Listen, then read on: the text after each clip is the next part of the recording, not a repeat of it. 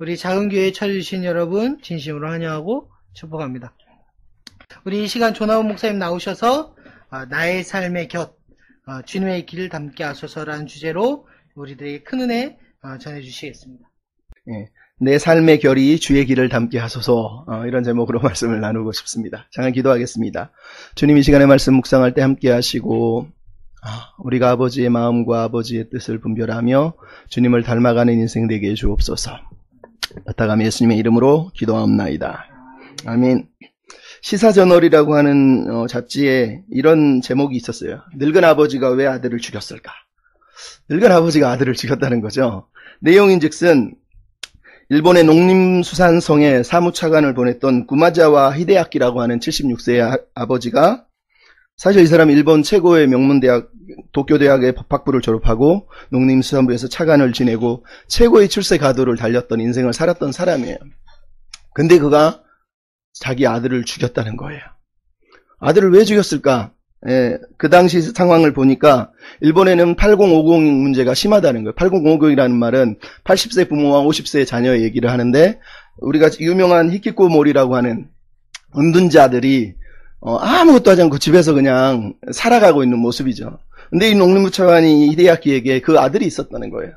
근데 이 은둔형 히키코모리들이 집에서 정신적인 어떤 문제가 있으니까 그 당시에 칼로 사람을 죽이거나 부모를 죽이는 일들이 너무 심했다는 거예요.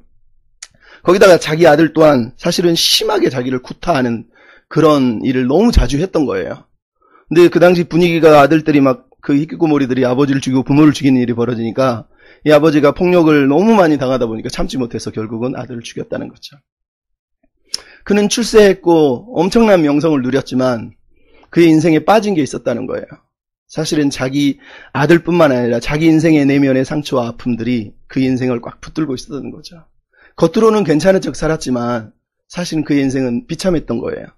숨겨둔 아들, 얼마나 안타깝습니까? 우리가 잘 아는 가수 이상우 씨라든가 아니면 재혼한 김미화 씨를 보면 자녀들이 다 정신 발달 장애를 안고 있다는 거 알 수 있어요. 그럼에도 그들은 그 아이들을 얼마나 성실하게 케어하고 돌봅니까?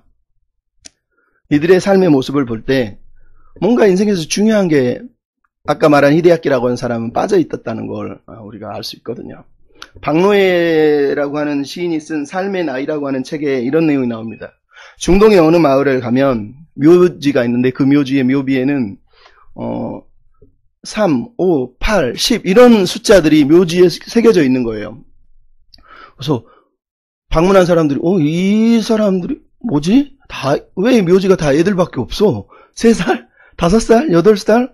뭐야, 여기는 애들이 이렇게 빨리 죽는 거야? 그래서 물어봤다는 거예요. 근데 그 동네에 할아버지가 한 분을 만나서 물어봤더니 할아버지가 그러더라는 거예요. 우리 동네는 누군가가 죽으면 그 사람의 나이를 쓰지 않습니다. 그 사람이 살면서 얼마나 대단하고 잘났는지는 중요하지 않고 그가 살면서 이 마을에서 가장 의미 있는 일을 할 때마다 그 집 대문에다가 줄을 하나씩 새겼다는 거예요. 그 새긴 수만큼 그 사람이 죽었을 때 그 수를 썼다라는 거예요. 얼마나 많이 누리고 가졌냐가 아니라 얼마나 의미 있는 삶을 살았냐를 가지고 그들의 대문에다가 나이테를 새기듯이 줄을 끊고 묘비에다 그 수를 새겼다라는 거죠. 참 재밌어요. 그 글을 읽으면서 히데야키가 아니라 이런 중동 마을의 모습이 되게 지혜롭다는 생각을 하지 않을 수가 없었어요. 우리가 성경을 읽을 때 특히 요셉 이야기, 오늘 본문이 가장 중요한 이 꿈의 이야기를 읽을 때마다 드디어 마침내 요셉이 출세를 했구나, 이런 이야기를 읽을 때마다 우리는 이 본문을 가지고 많은 유혹을 받습니다. 우리도 언젠가는 결국은 출세하고 성공할 수 있다, 이렇게 성경을 읽어버린다라는 거예요. 또 하나는 요셉을 봐라, 그가 꿈을 해석하고 꿈의 은사가 있잖냐. 우리도 하나님이 꿈의 은사를 주셔서 오늘도 우리 삶에 말씀하신다. 꿈은 좋은 거야. 이런 식으로 이 본문을 마치 보편적인 꿈으로 읽어버리는 경우도 많다라는 거예요. 더 나아가서 어떤 사람은 요셉이 애굽화 됐다라는 거예요. 요셉은 머리도 자르고 옷도 갈아입고 이름까지 바꾸고 창씨 개명을 하면서 완전히 애굽 사람이 돼버렸다는 거예요. 그리고 그 아들인 므낫세와 에브라임을 봐라. 나는 과거는 다 잊어버리고 아버지 집도 잊어버리고 여기서 그냥 배 떵떵거리고 행복하게 살 거야 라는 식으로 성경을 읽어버린다는 거예요. 그게 마치 성경의 이야기인 것처럼 가르치는 사람이 너무 많다라는 거예요. 왜 이런 일이 벌어질까요? 본문을 깊이 있게 보지 않고 창세기 37장부터 41장까지 이어지고 있는 이 이야기가 무엇을 말하고 하는지는 관심이 없고 그냥 오늘 나한테 이게 뭐가 나한테 지금 직접적으로 와닿는가 그거에 지금 목숨을 걸고 거기다가 직접적으로 끼어들어서 적용을 하려고 한다는 거예요. 이 본문이 나한테 지금 무슨 얘기를 하지? 나는 오늘 꿈을 통해서 하나님 꿈을 주셨나? 이런 식으로 난 출세를 못했는데 그럼 나는 믿음이 없나? 이런 식으로 본문을 큐티식으로 바로 뛰어들어 버린다라는 거예요. 그게 슬프다라는 거죠. 근데 저번에도 말씀드렸지만 창세기의 요셉의 이야기는 철저하게 창세기 37장부터 50장까지 이어지고 있는 그 큰 배경 속에서 요셉의 이야기, 요셉의 꿈의 이야기들을 읽어내야 돼요. 그럴 때 우리가 맞닥뜨리는 건 지난번에도 말씀드렸지만 창세기 39장과 40장에 드러나고 있는 요셉이 계속 내려가고 노예로 죄수로 떨어지고 있는 그 상황들 속에서 이스라엘 백성들이 던졌을 질문, 하나님은 하나님의 약속을 야곱에게 그리고 야곱의 후손인 요셉에게 품으셨을 건데 그 하나님의 언약의 비전은 어떻게 됐습니까? 이 고난, 이 구덩이 속에서도 하나님의 언약은, 하나님의 일하심은 여전하십니까? 라고 물을 때 창세기 41장은 그것에 대해서 지금 답을 던져주고 있다는 거예요. 그 답의 내용이 뭡니까? 하나님은 여전히 일하고 계시다라는 거예요. 하나님은 여전히 당신의 비전을 위해서 당신의 꿈을 포기하지 않고 계시다라는 거예요. 그래서 이 본문의 이야기는 요셉의 꿈의 이야기가 아니라 하나님의 비전의 이야기라는 거예요. 그래서 우리는 이 본문을 읽으면서 요셉이 얼마나 출세했느냐, 야 우리도 예수 믿으면 우리도 인내하면 우리도 성공할 수 있다, 이렇게 가르치거나 읽으면 안 된다라는 거예요. 오히려 이 요셉의 이야기 전체를 통해서 하나님이 요셉을 어떻게 끌고 가고 계시고 요셉의 인생을 어떻게 만들어가고 계시고 요셉이라고 하는 사람의 인생을 어떻게 하나님의 형상을 새기시고 변화시키고 가고 있는지를 우리가 보고 읽고 깨닫는 것이 더 중요하다라는 겁니다. 그게 하나님이 요셉을 사용하신 이야기고 우리를 향한 하나님의 마음이기 때문이라는 거예요. 그러면 식물학자들이 식물원이나 이렇게 나무를 구경시킬 때 항상 하는 일이 있다면 나무에 밑둥이 잘려진 나무의 그 나이테를 보여줍니다. 보여주면서 이 나이테의 나이가 이렇습니다. 이 나이테를 가만히 보시면 태풍을 맞았을 때, 병충해를 입었을 때, 잘 됐을 때, 그리고 뭔가 안 좋은 일이 벌어졌을 때를 이 나이테가 다 보여주지 않습니까? 라고 이렇게 설명을 한다라는 거예요. 우리가 알지만 나이테라고 하는 거는 말 그대로 나이를 두른 태예요. 그 사람의 인격, 삶의 깊이를 나이테라는 게 드러내는 거죠. 나무가 그렇듯이 사람도 그렇다라는 거예요. 하나님은 우리 인생을 바라보실 때 우리 인생을 그냥 그대로 보고 계신 게 아니라 우리의 인생의 나이테가 쌓이듯이 차곡차곡 삶의 결들이 쌓여서 우리의 삶이 형성되고 있다라는 거예요. 그게 하나님이 나무를 향해서만 갖는 마음이 아니라 우리를 향해서도 갖는 마음이라는 거예요. 우리가 어떤 나이테 아니면 어떤 결로 우리 인생이 차곡차곡 새겨져 가는가가 무척 중요하다라는 거죠. 석공들이, 명공들이 항상 하는 말이 이런 얘기를 합니다. 돌을 자를 때는 돌의 결대로 잘라야 된다라는 거예요. 돌의 결을 무시하고 자르면 돌이 부서진다라는 거예요. 돌에도 결이 있다라는 거예요. 나무에도 마찬가지고 결이 있고 바위에도 결이 있어요. 바다를 보고 강물을 보면 강물이 바람을 따라서 물결치는 모습을 보면 결이 있어요. 머릿결이 있고 웃음결이 있고 숨결이 있고 그런 것처럼 우리 인생도 삶의 결이 있고 그 삶의 결들을 통해서 우리가 우리의 삶의 모습을 드러내는 거라는 거예요. 내가 어떤 결을 품고 있고 어떤 결로 새겨져 가고 있고 어떤 나이테와 어떤 무늬로 내 삶을 보여주고 있는지 우리의 삶이 그걸 증명하는 거거든요. 요셉을 보면 요셉의 삶의 결들 속에서 하나님이 만들어가는 그 사람의 이야기, 우리가 배워야 될 그 사람의 결의 모습이 그대로 드러나고 있다는 걸 우리가 알 수 있어요. 우리 또한 오늘 본문을 읽으면서 그런 고민을 해야 됩니다. 하나님, 나는 내 인생이 살아온 이 삶의 결과 앞으로 살아갈 삶의 결들이 어떤 결이 되기를 하나님 원하십니까? 주님이 기대하시는 그 결을 따라 내 삶이 흘러갔으면 좋겠습니다. 이런 고민을 하면 좋지 않겠습니까? 나이테는 내면에 숨겨져 있기 때문에 보이지 않습니다. 결은 겉으로 늘어나기 때문에 눈에 보이지만 실은 나이테와 결은 똑같은 말이거든요. 우리가 사람을 보면 그 사람의 얼굴만 보고 성품, 인생의 결을 대강 읽을 수 있다고 말하지만 실제로 그 사람이 살아온 나이테가 겉으로 드러나는 거하고 똑같은 거죠. 머릿결, 숨결, 웃음결, 이 삶의 모습들 속에서 드러나고 있는 그 사람의 향취, 그 사람의 인생의 역사들, 그죠? 남들도 그렇게 우리를 볼 텐데 여러분은 어떤 삶의 결을 가지고 살아가고 싶습니까? 제가 이번 주에 설교를 준비하면서 이 므낫세와 에브라임 이야기를 읽으면서 너무 은혜를 받았는데 딱 그때 이 찬양이 생각나. 나의 삶의 결이 주님의 길을 닮게 하소. 이거구나. 그런 생각이 너무 많이 드는 거예요. 맞아. 내 삶도 이렇게 살았으면 좋겠다. 이런 생각을 했어요. 여러분, 요셉의 이야기를 지난번에도 한번 설명을 드렸지만, 요셉의 신앙을 전체의 주제가 뭐냐라고 얘기했을 때, 요셉은 섭리에 따라 살아간 인생이라고 우리가 정의할 수 있습니다. 그의 인생은 섭리살이 인생이에요. 하나님이 신현으로 말씀으로 나타나신 게 아니라 그냥 꿈 몇 번 보여줬는데 꿈도 하나님의 말씀도 아니에요. 사실은 어떤 면에서 그냥 꿈을 본 것뿐이에요. 나머지는 요셉이 하나님의 주권 안에서 보이지도 않고 나타나지도 않은 하나님의 섭리 안에서 쭉 살아내고 있는 삶의 인생을 우리가 보고 있다라는 거예요.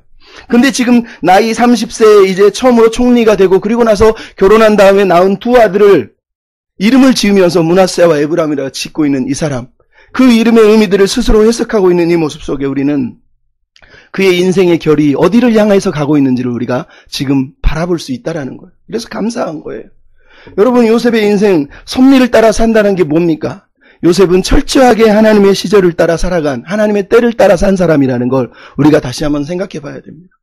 여러분, 창세기는 계속해서 요셉의 이야기를 시그널을 던집니다. 창세기 37장 2절은 그가 17세였을 때, 39장 1절은 그가 애굽에 팔려갔을 때, 그리고 40장 1절은 그가 그 후에 감옥에 들어간 후에, 그리고 41장 1절은 만 2년 후에, 그리고 오늘 본문은 요셉이 드디어 30세 되었을 때라고 46절에 언급합니다. 이 이야기들은 단순히 요셉이 지금 나이가 먹어가고 어떤 상황을 겪었다더라라는 시그널을 던지고 있는 것이 아니라, 시간을 그냥 나타내고 있는 것이 아니라 그 시간들 속에 살아낸 요셉과, 그리고 그 요셉과 함께 하신 하나님, 그분의 이야기들을 우리에게 들려주기 위해서 이 시그널을 계속 돌리고 있는 거예요. 그 모든 삶 속에서 하나님을 신뢰하는, 그래서 믿음의 길을 걸어가고 그 삶의 결이 하나님을 닮아가고 있는 사람의 이야기를 들으라고 우리에게 지금 얘기하고 있다는 거예요. 그 요셉의 모습을 지난주에도 얘기했지만 우리가 너무너무 놀라워하는 이유는 그가 철저한 믿음의 신뢰를 보이고 아브라함보다 어떠면서 더 위대한 믿음을 보이고 이삭과 야곱보다 더 대단한 모습을 보이는 이유는 그가 철저하게 하나님의 길을 따라가면서 하나님이 기대한 언약의 성취의 모델로 등장하고 있기 때문이라는 거예요. 그게 요셉의 인생이에요.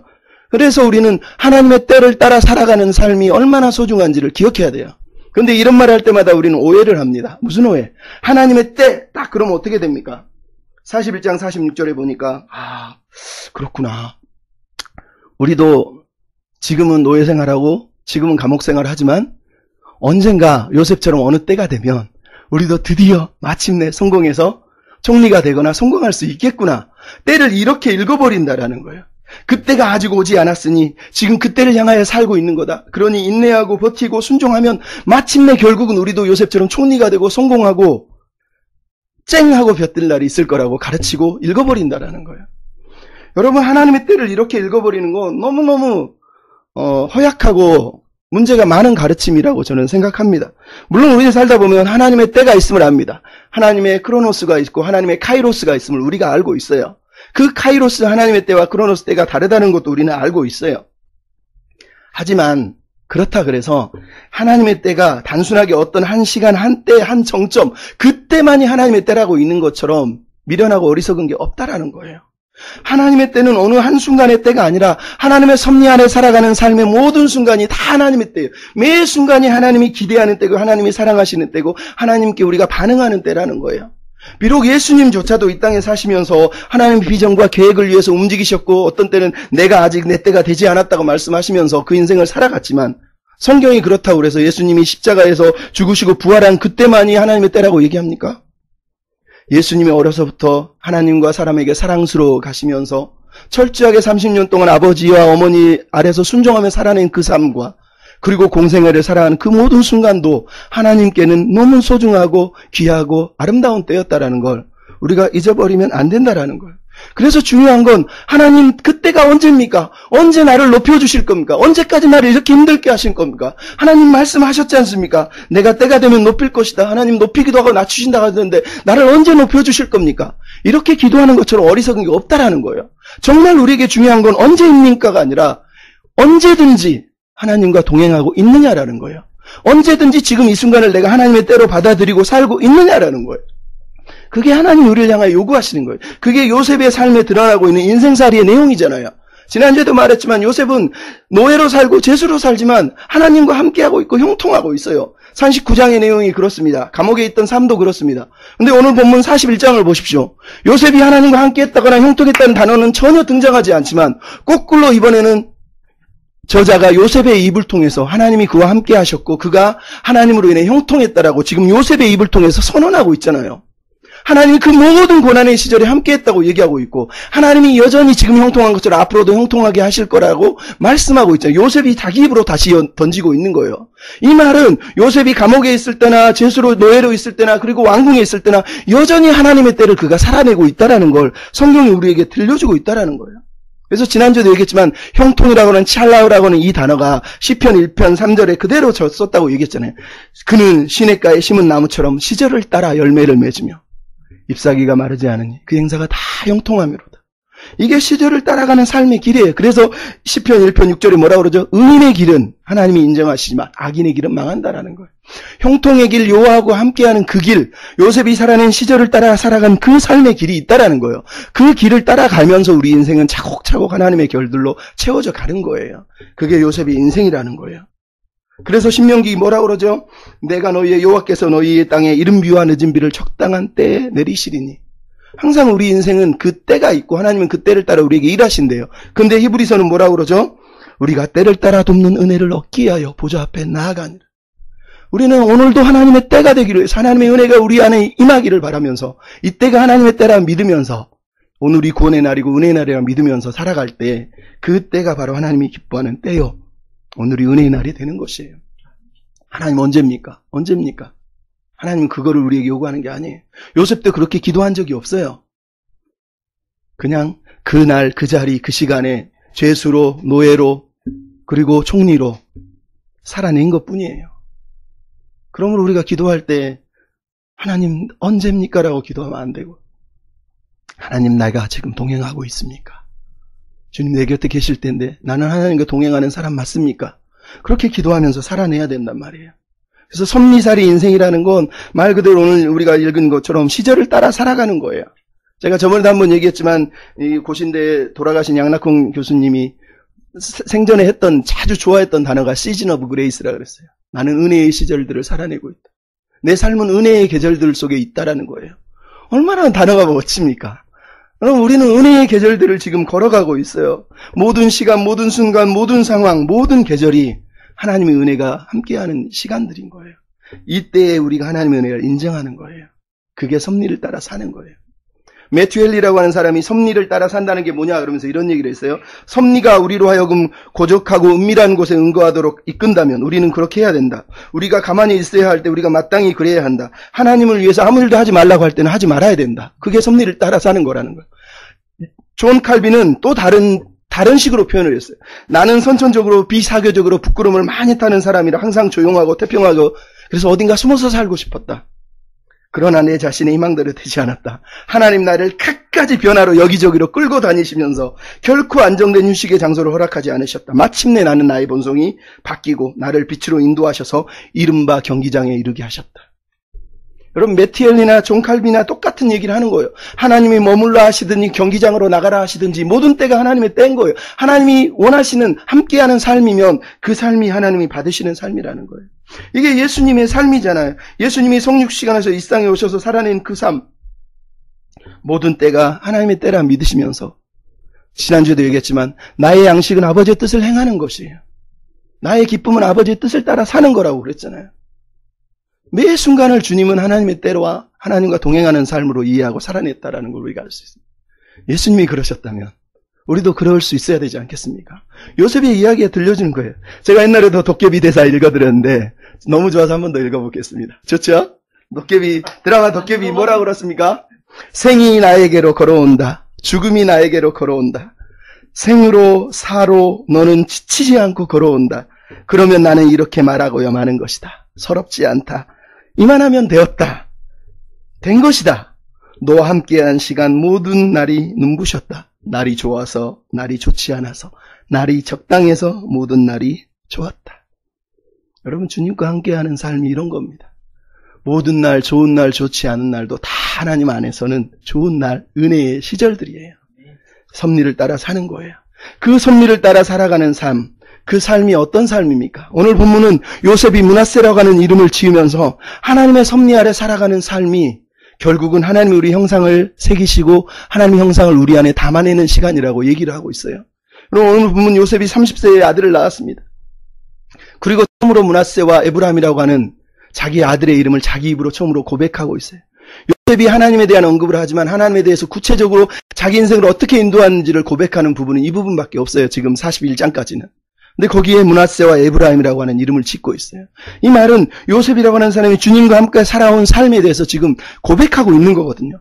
그가 살면서 품었던, 마음에 품었던 기도, 꺼내지 못했던 소망, 그것을 하나님이 그 마음에 담아두셨던 그 믿음을 이제서 믿음으로 고백하고 있는 거예요.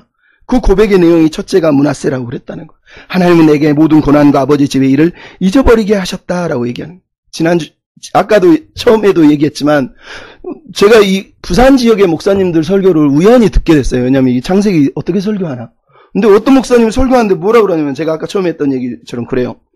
요셉이 왜 족장들의 족보에 아브라함과 이삭과 야곱 그 다음에 요셉이 들어가지 않는 줄 아느냐. 요셉 같으면 들어가야 되는데 빠졌다는 거예요. 왜 빠졌는지 아냐는 거예요. 이유가 그거라는 거예요. 요셉이 애굽파가 돼가지고 아들조차 므낫세와 에브라임을 지어놓고 나 이제 필요 없어. 과거도 필요 없고 아버지도 필요 없고 나 혼자 여기서 애굽에서 배 떵떵거리면서 잘 살 거야 이랬다는 거예요. 그래서 요셉이 족장들의 이름이 빠졌다는 거예요. 와, 젊은 사람이 내가 볼 때 나이 한 45세도 안 되는 것 같아요. 무슨 성경을 이따구로 읽지? 너무 화가 나가지고. 근데 실제로 이렇게 읽어요. 왜? 뭔가 애굽화되고 뭔가 적응하면 마치 죄 짓는 거라고 생각하면서 성경을 읽는 아주 고리타분하고 보수적이고 바리새적인 사람들이 가끔씩 있거든요. 근데 그렇게 성경을 읽으면 이 성경이 너무 피상적이에요. 그냥 도덕적으로 교훈으로만 읽고 끝나버린단 말이에요. 이 본문은 그런 뜻이 아니에요. 므낫세라는 말은 잊다라고 하는 단어에다가 무가 붙어서 잊어버리게 하셨다라는 거예요. 자기가 잊은 게 아니에요. 하나님이 잃어버리게 하셨다라는 얘기예요. 말 그대로. 이 말은 그래서 아예 다 잊어버렸거나 전혀 기억하지 않는다는 뜻이 아니에요. 아무것도 하나는 이제 기억할 수가 없어. 하나님이 잊어버리게 다 지워버렸다고 얘기하는 게 아니에요. 요셉의 머릿속에 하나님이 지우개를 던졌어. 내 머릿속에 지우개가 들어가서 확 짓고 있는 게 아니란 말이에요. 오히려 이 말은 요셉이 치유됐다라는 거예요. 그거는 그가 병들었다는 얘기가 아니라 그가 과거의 상처와 아픔에 발목이 붙들리지 않았다는 거예요. 과거의 상처가 그를 쓴뿌리처럼 꽉 붙잡고 그를 과거의 인간으로 과거의 사람으로 붙들지 않았다라는 거예요. 그가 과거의 역사 속에 매몰된 인생이 아니라 하나님의 은혜로 그 과거를 끌어안고 그 과거를 치유하는 상처 입은 치유자로 지금 살아내고 있다라는 걸 스스로 고백하는 거예요. 하나님이 내 인생의 아픔들을 치유해 주셨다라는 거예요. 이게 요셉이 말하는 잊게 하셨다라는 거예요. 그럼 최근에 서정희 씨라고 하는 분, 서세훈 씨 부인이었죠. 지금은 같이 안 살지만 그분이 쓴 자서전에 정희라고 하는 자서전을 썼어요. 내용이 뭐라고 됐냐면 사람들이 하는 말이 너는 안 돼. 이제 끝이야. 너는 더 이상 소망이 없어. 그러나 나는 절대 기울이지 않았다. 과거가 나를 붙들게 하지 않아서 그래서 나는 다시 일어설 수 있었다. 이렇게 썼어요. 여러분 과거를 돌아보면 서세훈이라고 하는 사람 그 망나니를 목사로 세우기까지 하나님 얼마나 기도하면서 그분도 세웠겠어요. 하지만 지금 드러난 상황을 보면서 사람들이 손가락질하고 저주하는 모습 속에서 얼마나 힘겹습니까? 근데 그가 귀 기울이지 않았대요. 과거가 자기를 붙들지 못하게 했다라는 거예요. 여러분 므낫세 잊어버리게 하셨다라는 거예요. 쓴뿌리가 자기 인생 앞에 들어와서 과거가 자기 인생을 망가뜨리도록 내버려두지 않았다라는 거예요. 오히려 자기 인생의 과거 아픔과 상처들을 꼭 끌어안고 그것을 치유하고 변화시키도록 은혜가 고난을 끌어안게 하셨다라는 거예요. 그 은혜가 고난을 넘어서게 하셨다고 지금 말하고 있는 거예요. 말 그대로 그래서 요셉의 인생이 그런 거 아닙니까? 악을 선으로 잉태하는 도가니가 됐잖아요. 자기 인생에 다가오는 악들을 하나님이 그 안에서 악이 선으로 바뀌도록 도가니 역할을 했다라는 거예요. 이게 요셉의 인생이에요. 요셉의 삶을 보십시오. 얼마나 힘들었습니까? 요셉의 인생은 고난 묵상해 보면 너무너무 신기한 단어가 하나 등장합니다. 구덩이에요. 구덩이. 창세기 37장 20절에 형들이 그를 구덩이에 던졌더라. 보르라고 하는 단어를 씁니다. 히브리어. 근데 창세기 40장 15절이나 41장 14절에서 요셉이 옥에서 나오더라 할 때 이 단어를 보르, 구덩이라고 씁니다. 원래 창세기 39장, 40장, 41장의 옥이라는 단어는 다 원래 옥이라고 하는 원래 단어는 소하르예요. 감옥을 얘기하는 거예요. 근데 저자는 의도적으로 요셉이 옥에서 나왔다고 할 때마다 그거를 구덩이에서 나왔다고 얘기를 해요. 소화로도 쓰지만 구덩이에서 나왔다고 계속 얘기를 하고 있는 거예요. 이게 무슨 얘기를 하고 있습니까? 요셉의 인생이 정말로 힘겨운 구덩이 인생을 살았다는 얘기를 하고 있는 거예요. 지난주에 제가 성경 본문을 잘못 인용했지만 시편 105편 18번에 보면 그의 발은 차고에 차이고 그의 몸은 쇠사슬에 매였으니 얼마나 요셉의 인생이 힘들었는지를 보여주는 거예요. 근데 나는 여러분 이 요셉의 삶을 읽으면서 너무 감사한 게 있습니다. 왜? 새파른 20대에 얼마나 푸른 꿈을 꾸면서 살아내야 할 그 20대 30대의 10여 년을 노예로 죄수로 살았다라는 거 너무 힘들잖아요. 근데 오늘 본문을 읽다가 놀라는 건 요셉이 경건한 로봇가 아니었다라는 거예요. 그냥 경건하게 아멘 감사 좋아요 하나님 함께하니까 기쁘네요 이러면서 살아내지 않았다라는 거예요. 그게 나는 너무너무 감사해요. 왜? 오늘 본문의 요셉의 이야기를 읽어보십시오. 요셉이 40장에 보면 환관장을 만나는 이야기가 등장을 하잖아요. 두 명이 꿈을 꾸는데 그 중에 술 맡은 관원장이 복직에 대한 꿈을 해석해 주잖아요. 그리고 나서 요셉이 뭐라 그러죠?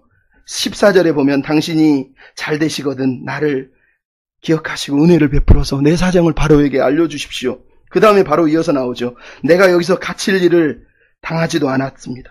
나는 끌려온 자입니다. 이게 40장 14절 15절 내용이에요. 이 본문을 읽으면서 깜짝 놀라야 돼요. 사실은. 왜? 우리는 요셉을 제가 아까도 얘기하지만 그가 시절을 따라 살았다는 말을 들으면 마치 요셉은 경건한 로봇 같아요. 하나님 함께 하셔서 뭐 범죄하지도 않고 아무 고민도 없이 막 그냥 아멘 하면 살았던 것 같잖아요. 근데 그 대단한 요셉이 지금 뭐를 하고 있다고요? 그 꿈을 해석해주는 요셉이 일단은 자기 처지에 대해서 해석을 할 수가 없어요. 남의 꿈을 해석하고 있는데 어떤 사람은 이 본문을 읽으면서 바라 40장 41절에 요셉이 뭐 환관장의 꿈도 해석해주고 바라의 꿈도 해석해준대. 요셉은 자기 꿈도 그렇게 믿고 이미 해석하고 그래서 인내하고 있는 거야. 이렇게 가르치더라고요. 근데 오늘 본문에 요셉이 뭐라고요? 자기 꿈을 이해를 못해요. 아니 꿈에 대해서 집착도 하지 않아요. 그저 환관장을 붙들고 당신이 잘 되면 나한테 은혜를 베풀어서 바로에게 나 여기 억울한 일을 당했는데 갇힐 일이 없는 사람이라고 얘기해 주세요라고 했다라는 거예요. 그러면 이 단어가 얼마나 감사한 단어입니까? 근데 만약 우리 시대 교회가 이걸 읽으면 어떻게 읽을까요? 야, 요새 믿음 없네. 하나님 믿는다더니 야, 결국은 감옥에서 꺼내달라고 사람한테 부탁하냐? 그게 무슨 믿음이야? 우리 이렇게 얘기할 수 있어요. 거꾸로도 얘기할 수 있죠. 네가 옥에 갇힌 거 보니까 넌 믿음이 없어서 그래. 네가 죄 지어서 그래. 벌 받은 거야. 아직 하나님의 때가 안 됐어. 너 이 벌이 다 지나가면 그때 하나님이 올려주실 거야. 이렇게 우리가 읽어버릴 수도 있다라는 거예요. 거죠. 근데 오늘 보면 요셉을 보면 인간적인 요셉이 등장하고 있잖아요. 난 그게 너무 감사해요. 이 본문을 읽다가 감사했어요. 요셉이 남의 꿈을 해석할 줄 알지만 자기 인생의 숙제를 지금 해결하지 못하고 있어요. 의사가 자기 몸이 아프면 못 치료하고 중이 자기 머리를 못 깎는 것처럼 요셉은 남의 꿈, 바로의 꿈까지 다 해석하지만 자기 인생은 어디로 끌고 가는지 몰라요. 그냥 신뢰하고 있어요. 그러면서 오늘 본문에 처음으로 요셉이 내고 있는 인간적인 신음의 소리를 처음 우리가 듣고 있는 거예요. 저는 요셉이 신음을 냈다는 게 너무 감사해요. 그냥 경건한 로봇처럼 안 힘들어요. 하나님 땡큐 감사 이러면서 살아냈으면 아마 우린 자괴감이 들었을까. 요셉 너무 대단한데 우리는 어떻게 요셉처럼 살지? 근데 요셉이 오늘 신음을 냈대요. 하나님 힘겹습니다. 그것도 하나님께 아니라 환관장에게. 너무 감사하지 않습니까? 하나님이 아니라 환관장에게 신음하는 소리를 냈지만 하나님은 그 신음도 귀 기울이시고 듣고 계시잖아요. 그게 감사한 거예요. 그리고 이 신음소리를 응답해버렸다면 무슨 일이 벌어졌겠습니까?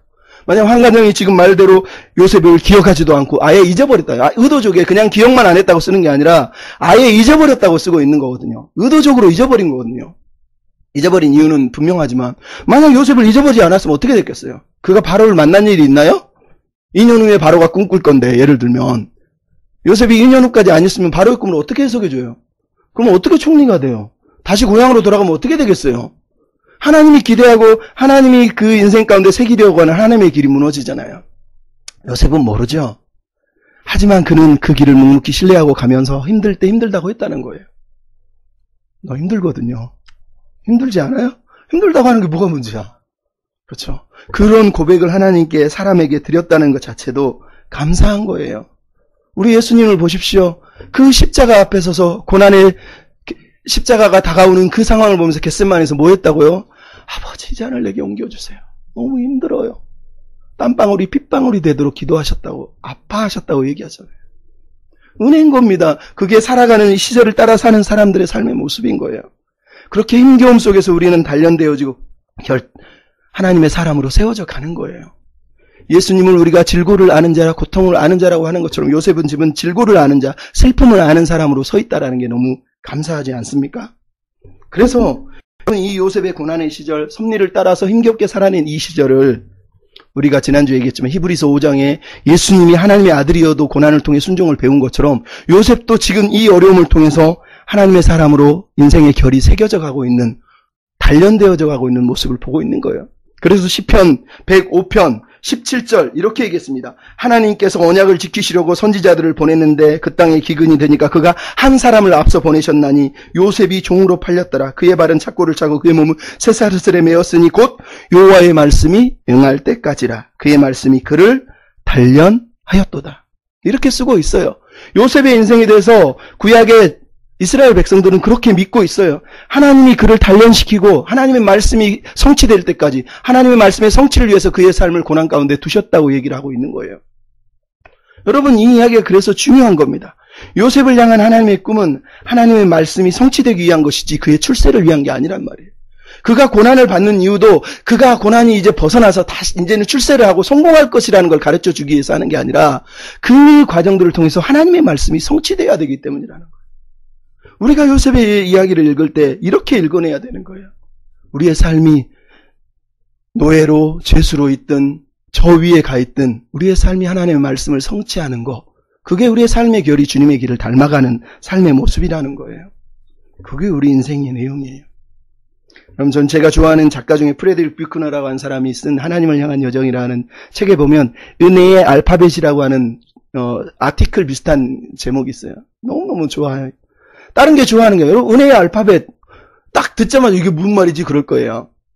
이 프레드릭 뷰크너가 하는 말이 그런 거예요. 필립 얀시의 스승이기도 멘토이기도 한 이분이 뭐라고 그랬냐면 히브리어는 모음이 있지 자음은 없다. 우리의 모음이 하나님의 자음이 붙지 않으면 우리는 소리를 낼 수가 없다라는 거예요. 하나님이 내 인생의 자음이 되셔서 내가 하나님의 소리를, 하나님의 사랑을 증거하는 알파벳이 완성된다라는 거예요. 자음과 모음이 지금 바뀐 것 같은데요, 제 느낌상. 죄송합니다. 표현하다 보니까 바뀌었네. 모음을 내가 거꾸로 이해해서 그런 게 아니라 착각한 겁니다. 하나님 우리 인생의 모음이 되신다라는 거예요. 바우엘. 너무 감사하잖아요. 이게 바로 하나님의 섭리를 따라 살아가는 삶의 모습이에요. 어떤 엄마가 딸에게 그랬답니다. 얘야, 네 이름이 뭔 줄 아니? 네 이름은 사브라야. 선인장 꽃이야. 말뚱말뚱 쳐다보니까 이렇게 얘기해요. 여러분, 사브라는 선인장의 꽃을 얘기하는 이름이에요. 사브라 그러면 선인장 꽃이에요. 얘야, 엄마는 사막의 선인장처럼 살았단다. 비 한 방울 오지 않는 땅에서 땡볕에서 살아남았고 암흑 속에서 모래바람에서 추위에서도 견뎌냈다. 그래서 아침 햇살 비칠 때 아스라에 맺힌 이슬 한 방울로 목을 축이고 생명의 줄을 이었단다. 그리하여 마침내 네가 꽃으로 태어났 거야. 너는 사브라야. 너도 나처럼 그 인생을 살다가 또 다른 꽃을 피우려 이라고 얘기를 했다는 거예요. 여러분, 요셉이 사브라예요. 예수님이 사브라예요. 하나님의 섭리 아래 살면서 그 고난의 시간을 버티면서 그가 견뎌낸 삶이 아름다운 꽃을 또 하나의 열매를 맺고 있잖아요. 그래서 얘기하잖아요. 둘째 이름을 에브라임이다. 열매를 맺어라. 2배로 맺어라. 많이 맺어라. 여러분, 이렇게 얘기하고 있어요. 요셉의 섭리살이 인생, 하나님을 향하여서 이제 그가 온전히 그 섭리 앞에 반응하고 있는 모습을 우리가 보고 있어요. 여러분, 하나님의 섭리 아래 산다는 건 그냥 아무것도 안 하고 그냥 가만히 있는 게 아니라 하나님의 말씀, 하나님의 계시, 하나님 뜻에 반응하는 인생. 그게 하나님의 섭리에 합당한 삶인 거예요. 그가 아들의 이름을 에브라임이라고 지었다는 게 얼마나 감사합니까? 에브라임 말 자체는 2배로 열매를 맺다는 건데 그는 해석하기를 나의 모든 수고한 땅에서 번성하게 하셨다는 거예요. 근데 실제로 구약학자들 브루스 웰크 같은 사람은 이 번성하게 하셨다가 히브리어의 미래형이라는 거예요. 번성하게 하실 것이라는 거예요. 지금 요셉은 자기 인생의 과거를 꼭 끌어안고 은혜로 그 모든 과거의 상처들을 치유할 뿐만 아니라 그의 삶의 내용이 하나님의 열매를 맺는 미래를 향한 비전으로 나아가고 있다는 거예요. 여기서 말하는 번성은 착각하면 안 됩니다. 요셉이 자기 혼자 잘 먹고 잘 살게 됐다는 번성을 얘기하는 게 아니잖아요. 창세기에서 지속적으로 들려주는 게 뭡니까? 번성이거든요. 생육하고 번성하고 생육하고 번성하라. 지금 요셉의 번성하게 하실 것이라고 말하는 이유는 요셉의 인생이 하나님의 꿈에 맞닿아 있고 하나님의 꿈이 자기를 통해서 번성하게 되기를 원한다고 지금 고백하고 있는 거예요. 그게 이 이야기의 핵심이란 말이에요.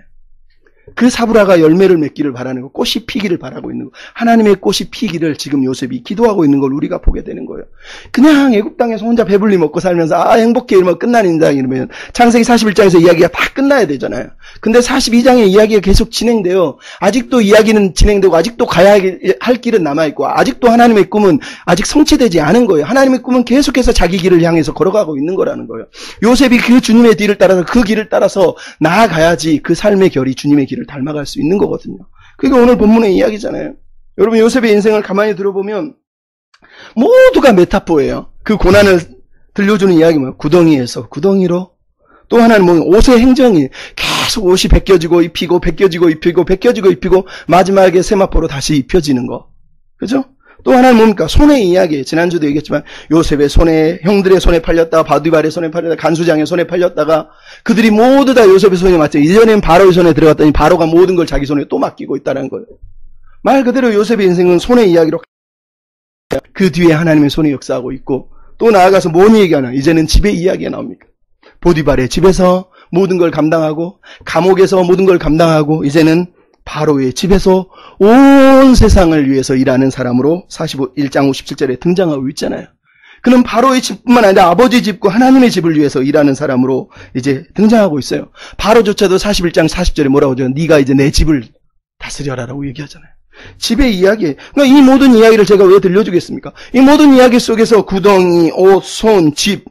여기서 요셉은 철저하게 어떤 면에서 수동적인 사람이에요.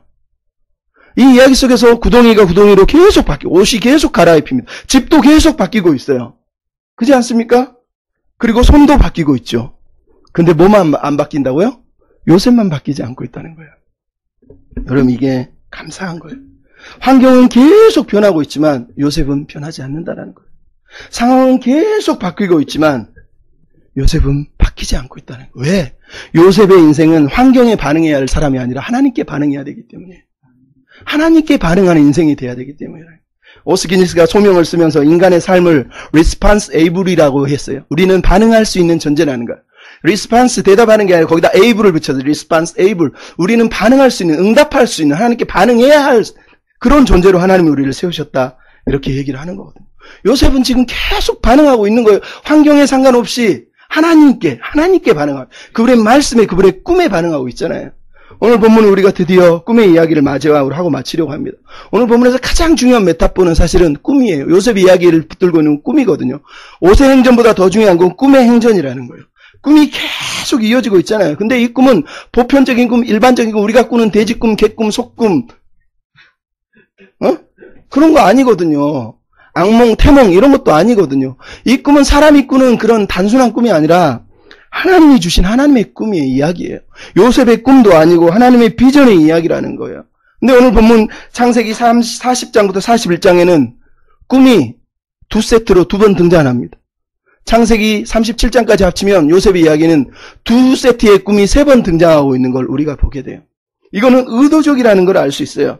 단순하게 꿈 자체가 의미 있는 게 아니라 환관장의 꿈은 바로의 꿈을 향한 징검다리가 되고 바로의 꿈은 결국은 요셉에게 품었던 37장의 꿈을 향한 징검다리 역할을 지금 하고 있는 걸 우리가 보게 된다는 거예요.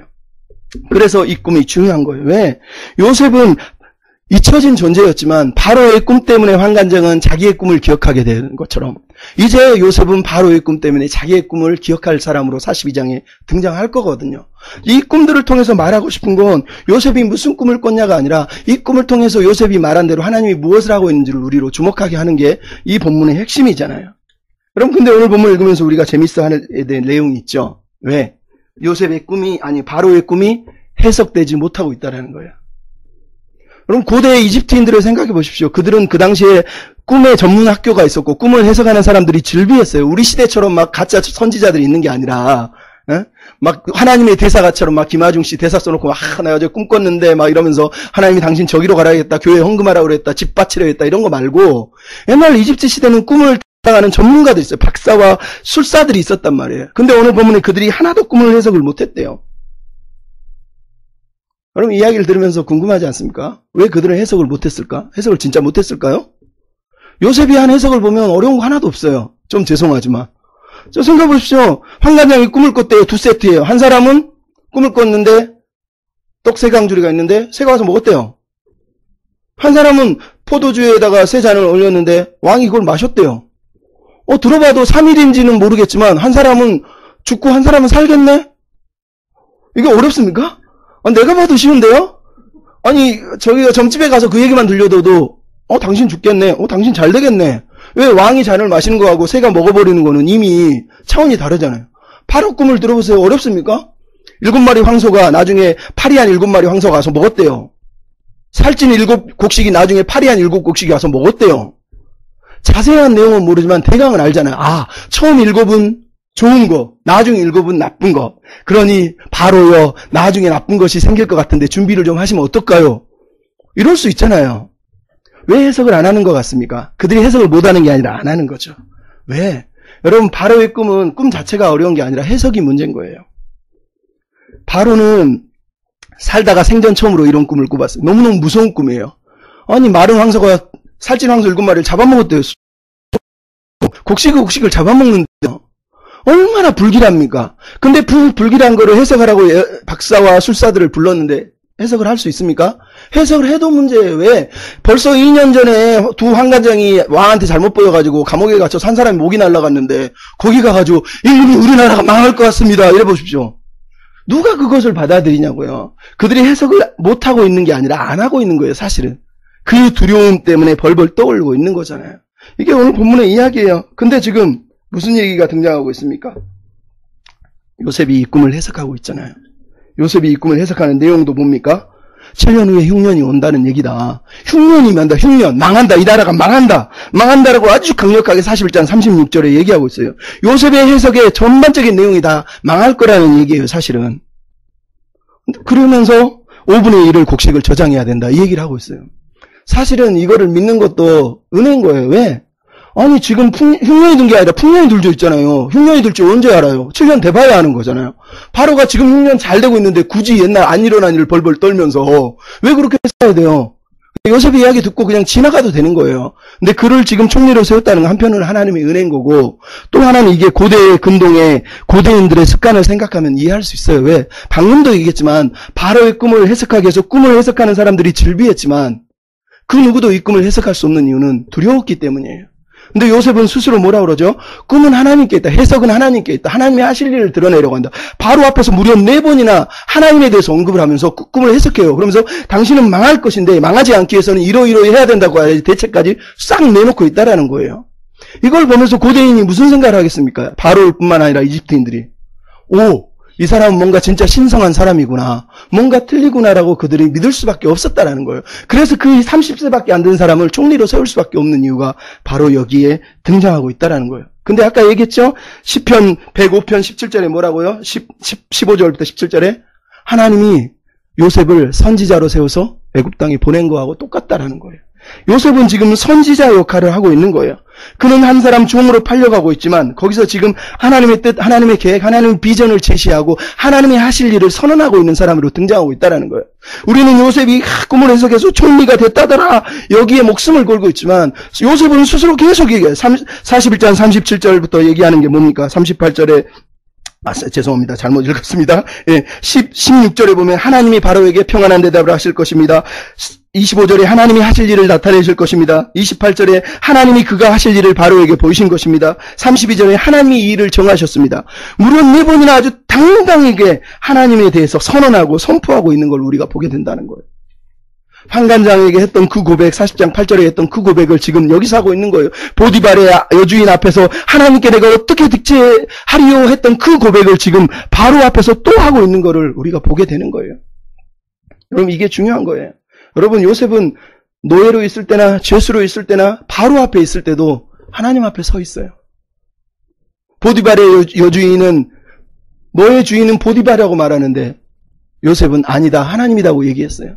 오늘 본문에서 신하들은 너 바로가 왕이야. 이 사람한테 해석을 잘해. 그런데 요셉은 스스로 말해. 아니요. 이 사람이 내 왕이 아니라 내 왕은 통치자 하나님입니다. 라고 하나님을 자기 인생의 왕이라고 지금 선언하고 있는 걸 우리가 지금 보고 있잖아요. 변함없이 하나님에 대해서 고백하고 있는 이 사람이 바로 요셉이에요. 그 사람의 이야기가 우리의 이야기예요. 근데 그 사람의 나이를 지금 46절에 30세라고 언급하고 있는 거예요. 그게 중요한 거예요. 왜? 요셉의 이야기를 처음으로 두 번째 등장하는 거예요. 첫 번째 언제예요? 17세에 하나님의 꿈을 꾸었을 때 한 번 등장하고 30세에 또 등장하는 거예요. 즉 요셉이 30세에 총리가 됐더라는 걸 강조하기 위해서 30세를 쓰고 있는 것이 아니라 17세에 허락하신 하나님의 꿈이 어떻게 될 것인가를 우리는 이제 30세에 보게 하는 거예요. 17세를 30세에 다시 언급하고 있는 거는 17세에 하나님이 꾸셨던 그 꿈이 하나님이 하실 일들 통해서 지금 하고 있는 그 일들이 요셉의 꿈과 무슨 상관이 있을까? 하나님은 대체 무슨 일을 하시려고 이 이야기를 끌고 가고 있는지 여러분 주목해 보십시오라고 말하기 위해서 30살이라고 하는 단어를 쓰고 있는 거예요. 그래서 요셉이 가서 두 번 등장하는 거예요. 17세, 30세. 나중에 뭐 죽을 때 나이는 또 등장하지만 이게 바로 요셉의 이야기예요. 요셉의 이야기는 출세와 성공의 이야기가 아니라 하나님의 꿈을 따라서 자기 인생의 결이 형성되고 자기의 삶이 나이테가 새겨져 간 사람의 이야기라는 걸 우리에게 그대로 들려주고 있는 거라는 거예요. 요셉의 형들은 요셉의 꿈을 꾸면서 뭐라고 그랬습니까? 들으면서 네가 우리 왕이 된다고 우리를 다스리된다고? 근데 요셉의 이야기는 계속해서 무슨 이야기가 등장합니까? 다스림의 이야기가 등장해요. 보디발의 집에서도 자기 손에 다 맡겨서 다스리고 간수장에서 다 맡겨서 다스리고 심지어 오늘 본문에서 그는 다스리고 있어요. 하지만 이 다스림의 핵심은 뭡니까?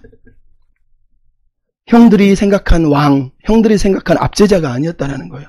그는 섬김으로 다스리고 있는 걸 우리가 알게 돼요. 보디발의 집에서도 섬기고 있고 간수장으로 섬기고 있고 바로의 집에서도 종이 돼서 섬기고 있고 하나님의 종으로 하나님의 사람으로 섬기고 있는 사람을 우리가 보게 되는 걸 놀랍지 않습니까? 만약 여러분이 우리가 요셉이면 어떻게 했어요? 총리가 되자마자 제일 먼저 뭐 합니까? 당장 보디발의 여주인 찾아가죠. 이년! 목을 내놓거라. 그 다음에 보디발. 아니, 당신 나 안 믿어주고, 이거 뭐 하는 짓이야? 황관장, 기억은 해줬는데, 그럴 수 있어. 내가 2년 동안 개고생했는데? 그리고 형들, 야, 군대에 보내! 끝나는 거 아닙니까? 예. 근데 요셉은 그렇게 하지 않았어요. 그러니까 저번에도 얘기했지만 앤드류 카네기 같은 사람은 자기 인생에 너무 힘들었던 삶을 내가 얼마나 성공했는지를 보여주기 위해서 자기 부모를 데리고 가서 덤펌라인 스코틀랜드에 가서 쌍두마차에 를 태우고 사람들한테 자기를 다 구경시키면서 내가 이렇게 성공했다 그랬거든요. 오늘 복음수레를 타면서 왕의 인장반지와 금사슬과 복음수레를 타고 있는 이 요셉이 앤드류 카네기처럼 살지 않았어요. 바로처럼 살지 않았어요. 우리가 보고 있는 세상 주권자처럼 살지 않았다는 거예요. 그는 철저하게 그 자리에서 섬기기 위해서 7년 6년을 대비하면서 살아가고 있다는 걸 보고 있잖아요. 여러분 좀 길어져서 죄송하지만 최근에 라이언킹이라고 하는 영화가 실사로 재개봉을 했어요. 라이언킹을 보면 이 영화 욕을 사실 많이 먹을 수밖에 없는 이유가 이제 뮤지컬 영화인데 음악이 너무 약해요. 스토리는 그냥 그대로 옛날 걸 가져왔거든요.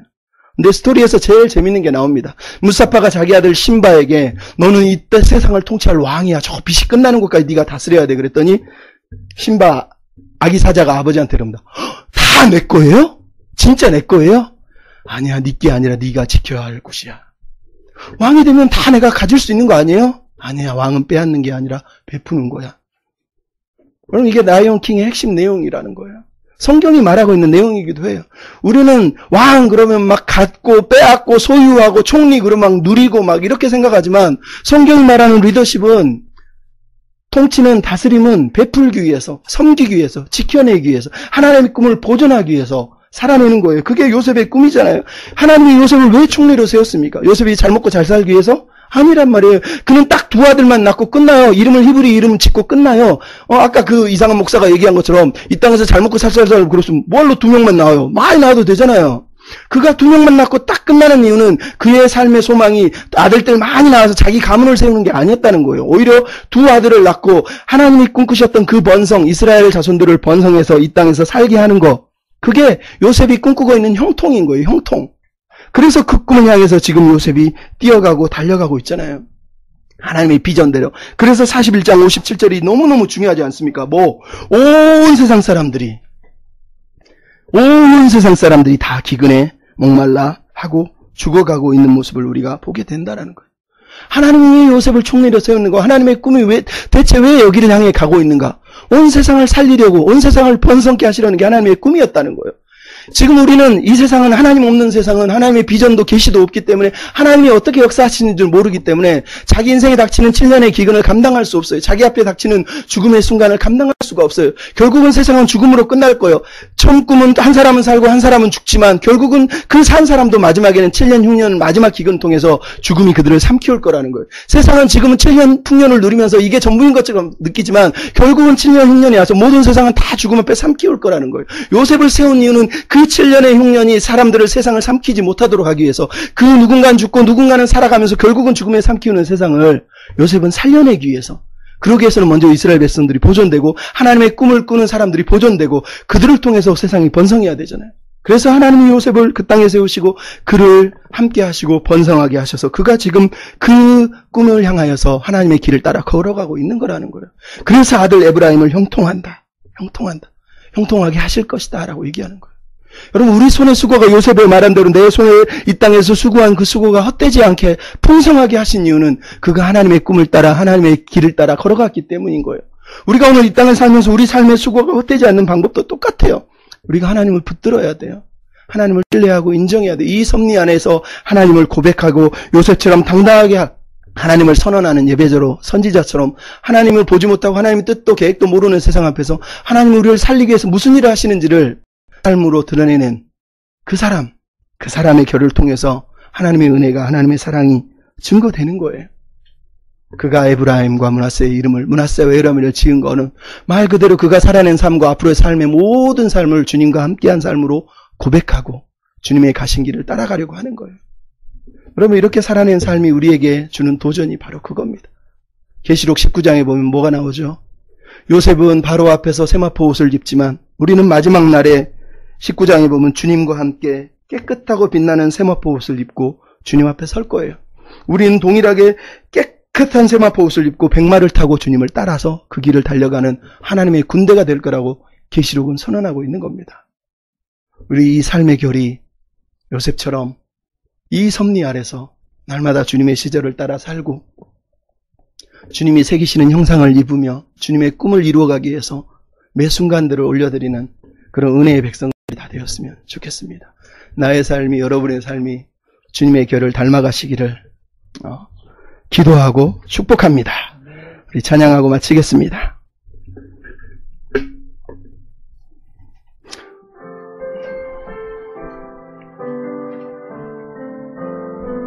주를 바라며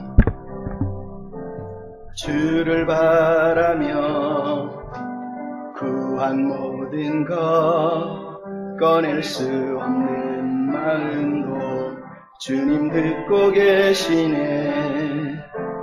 뜻하신 대로 인도하소서. 언제나 주님 따르며 그 길을 거하리라.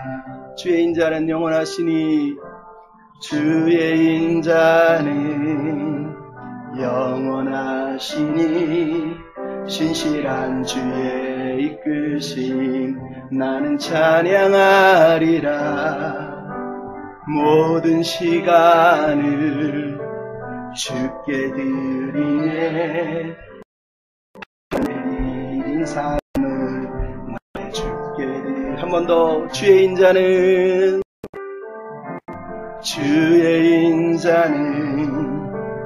영원하시니 신실한 주의 이끄심 나는 찬양하리라. 모든 시간을 주께 드리네. 한 걸음 내디딘 삶을 나의 주께 드리네. 우리도 요셉처럼 고백합시다. 주와 함께한 고백 내 삶에 채우소서. 나를 향하신 주님의 마음 담아주소서. 주신 계획 온전히 이루소서. 나의 삶의 결이 주의 길을 함께하소. 주와 함께한 고백 내 삶에 채우소서. 나를 향하신 주님 주님의 마음 담아서 주의 품으신 궤 온전히 이루소서. 나의 삶의 결이 주의 길을 함께하 주와 함께한 고백 주와 함께한 고백 내 삶에 채우소서.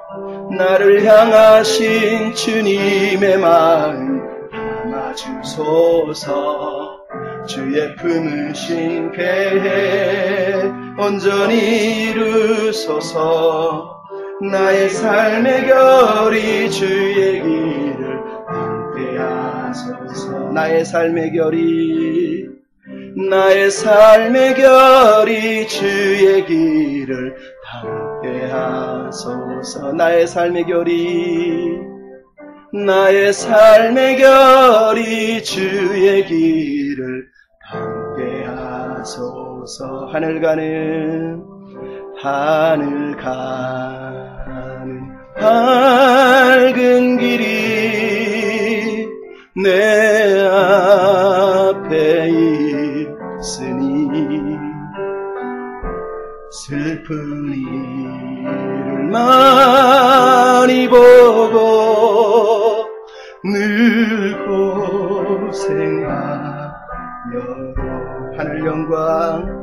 하늘 영광 밝음이 어두운 그늘 해치니 예수 공로 의지하여 항상 빛을 보고 나는 부족하여도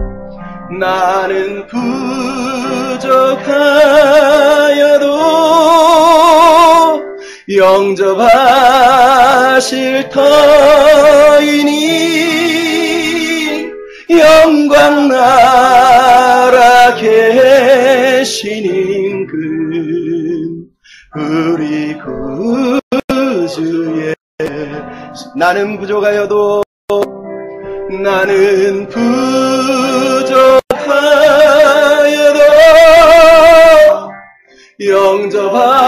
영접하실 터이니 영광 나라 계신 임금 우리 구주의 수가. 우리 한번 기도할 때 말씀을 생각하면서 하나님이 섭리의 삶을 살아갈 때 주의 시절을 따라 살게 하시고 매 시절이 하나님의 은혜의 때임을 기억하며 살게 하시고 이 삶의 주의 형상을 담으시고 주의 결을 새기셔서 우리가 주의 꿈을 따라 주의 길을 따라 걸어가는 백성으로 살도록 주님이 부르시는 그날 세마포를 입는 그날까지 믿음의 행진을 감당할 수 있도록 하나님 이 삶을 축복해 주시옵소서. 기도하겠습니다. 살아계신 아버지, 우리가 오늘 말씀을 묵상하고 기도합니다. 우리가 살아낸 이 삶이 힘들고 슬프고 고단하고 어려운 시간들이 있지만 요셉이 그 모든 시절들을 하나님 앞에 고백하며 내어드리며 하나님의 은혜였고 하나님의 섭리였고 하나님이 주신 삶의 열매였다고 또 그 열매를 맺기를 원한다고 고백한 것처럼 하나님 우리가 그렇게 고백하며 살게 해주시옵소서.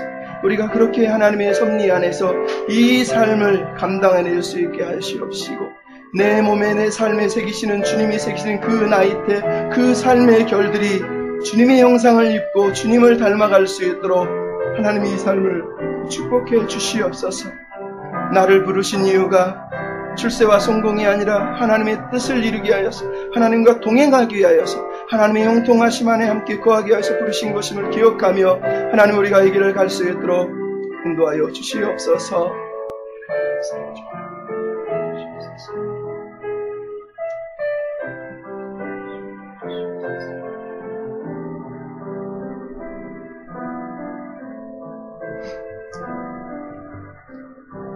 사랑하는 주님, 오늘도 우리가 드린 예배를 받아주시고 우리가 요셉의 인생을 보고 또 그 가운데 일하시는 하나님을 보고 하나님이 무엇을 하시려는지 그를 통해 우리를 통해서 하실 일이 있음을 오늘도 기억합니다. 이 삶이 하나님의 뜻이 이루어지고 이 삶이 하나님의 말씀이 성취되어지는 삶임을 믿고 오늘 이 은혜의 시절들을 잘 감당하게 해주시옵소서. 순종하며 살게 해주시옵소서. 이 몸의 이 삶에 하나님의 결을, 주의 마음을, 주의 길을 새기며 그렇게 닮아가도록 이 삶을 축복해 주시옵소서. 오늘도 우리가 드린 예물, 또 우리가 드린 기도, 찬양, 또 우리 삶의 신음과 한숨과 아픔들, 고민들 모두 하나님 올려드립니다. 주께서 받으시고 귀하고 복되고 아름답게 사용하여 주시사 하나님의 거룩한 형상으로 새롭게 하여 주시옵소서. 멀리 서울에서 함께 예배하는 귀한 또 자매를 기억하시고 그의 삶이, 그의 길이 하나님이 원하시는 삶이 되고 길이 될 수 있도록 날마다 새롭게 하여 주시옵소서.